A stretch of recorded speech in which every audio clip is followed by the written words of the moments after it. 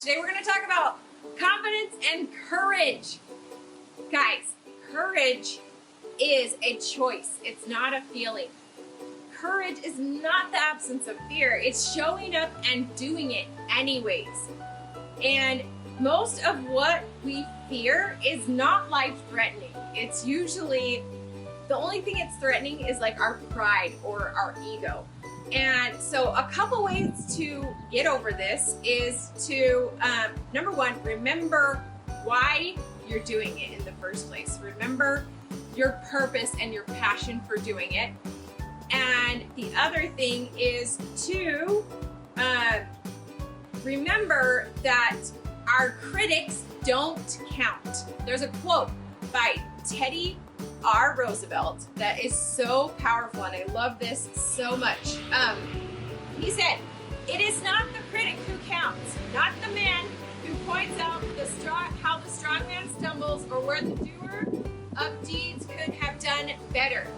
The credit belongs to the man who is actually in the arena, whose face is marred by dust and sweat and blood, who strives valiantly, who errs and comes up short again and again and again, because there is no effort without error or shortcoming.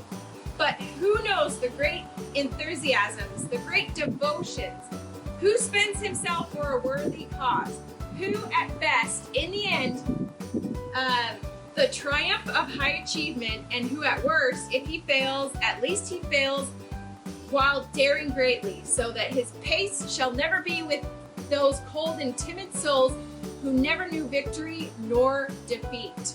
So your critics don't count because they're out watching you. They're not in it with you doing those hard, scary things. And a couple other ways that helped me to overcome that initial fear of getting started is to be prepared. When you are prepared, you shall not fear. So make sure you're as prepared as possible in whatever you're about to attempt. But don't be a perfectionist procrastinator. Don't just prepare and prepare for forever. Sometimes you just gotta start sloppy. Another way to overcome the fear is to get excited. Turn that nervous energy into being excited. I call it nervous-sighted. Get nervous-sighted. I did this once when I was doing a public speaking at an event, and of course I was nervous because public speaking is almost always nervous for literally everyone. And so right beforehand, I was getting all, like, my heart was beating fast, getting all shaky, and I had a friend that was like, just try to get excited. And so often I'll try to pump myself up for it and like do a little dance and get all pumped up for it. Do that action through distraction that we talked about previously.